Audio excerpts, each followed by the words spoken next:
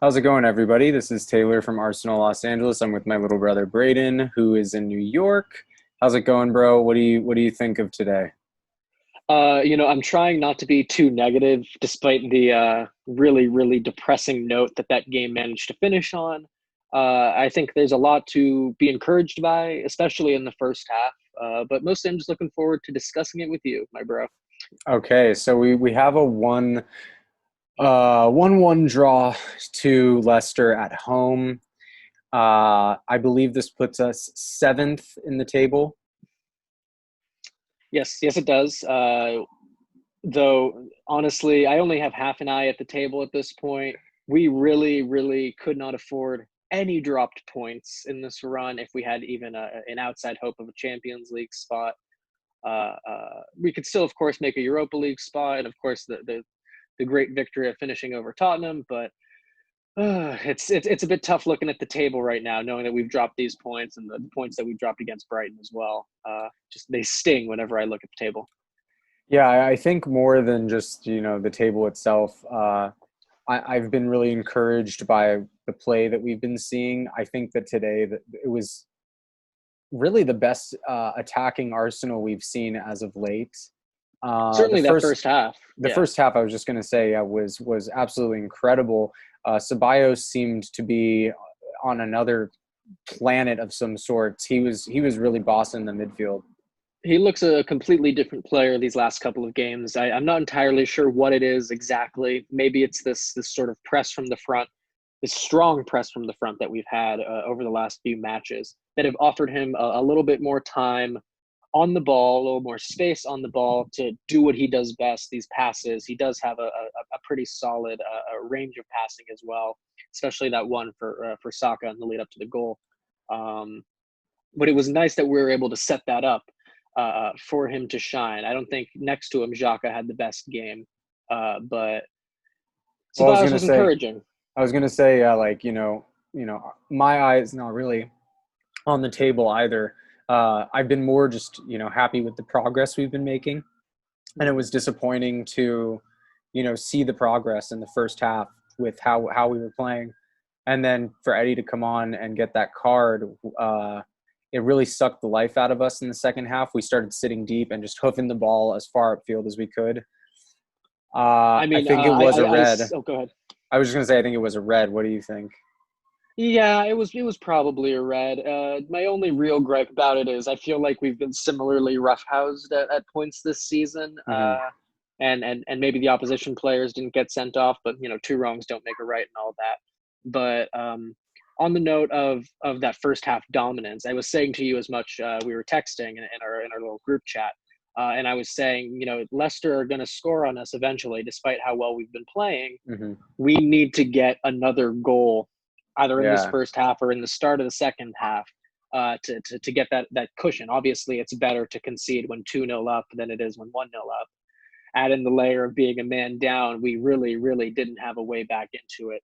Um, but I think even before that red card in the second half, the team was starting to look a little sluggish, a little leggy. Saka was very tired, so I don't really have a huge problem with him coming off. Xhaka was very tired. I was gonna And say then by I the end of feel the that match, Aubameyang looked absolutely shattered.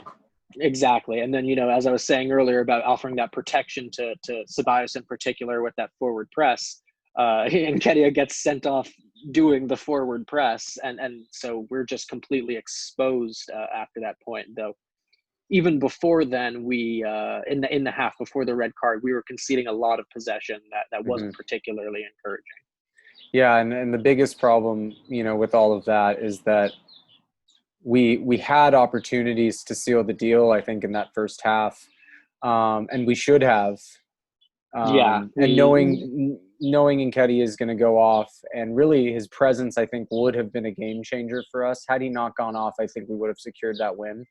Yeah, even if he couldn't get a goal, it's his presence in that press there, that fresh set of legs, especially when the attackers were very visibly tiring by the time that sub was made. It would have made a difference. Maybe not as much of a difference as we would have hoped, but I think it would have certainly made a difference in how that second half played out. But yeah, Lacazette, I thought He was having a relatively encouraging first half. I thought his build-up play was good. I thought he was contributing everywhere except for the goal scoring Hmm. instance. But I think of that header, that pass from Bellerin.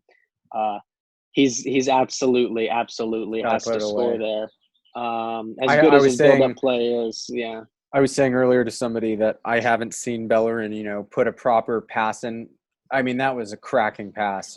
Great pass, and it's a crying shame that it wasn't actually Yeah. capitalized on to the extent that it deserves. Yeah, yeah. And now with the suspension for Nketiah, we're in a bit of a weird place because, like I was saying, Lacazette showed promising signs, but those signs were not in the goal scoring front.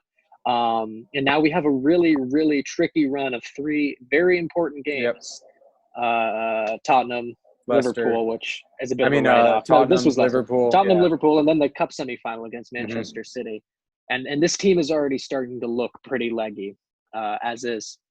So it's gonna be very interesting. Maybe this will be the opportunity to see the Saka on the left, Aubameyang up front, Pepe on the right, a lineup that a lot of folks have been hoping for. Hmm. But man, we really needed Nketiah in there, if only for his energy in these upcoming games. Okay, so a few more things before we go. One, I just want to say I absolutely couldn't look at the TV when Vardy scored. It had to be him. It really, really disappointed me to see him celebrating a goal. Uh, that's just You're me. used to being disappointed at this Yeah, point. This was yeah. his 10th It's and 10 just he bothers appearances me so against much, us. but Yeah. that's a personal thing. I won't bring that into this. Another thing, in a couple words, Douzi. Uh, I'm of the mind. I think that it's better that we move on from him, although Oh, we know he's a prospect. I mhm. did a poll on Instagram, and it was pretty much split 65-35. What are your thoughts? He's got to go. I mean, I think Guendouzi is tremendously talented. I think rate him a little bit higher than most other Arsenal fans. I really do Mhm. think he has the talent to become an absolute top player. But if the application's not there, then it's not there. And you gotta, like we were saying last week, the players are listening to Arteta and buying into it with Arteta. And if he's not doing that, he's not going to play. And he's not just letting himself down; he's letting all of us down because, especially given how tired Xhaka seemed at the end of this, right? Mhm. I think Guendouzi is the most natural replacement we have for that sort of long passing role that we've had and sitting in front of the defenders that we've been having Xhaka do over these last couple of games. Not even have him as an option, as a sub, as a starter for rotation, is very very frustrating. The squad is unnecessarily thin because of his absence.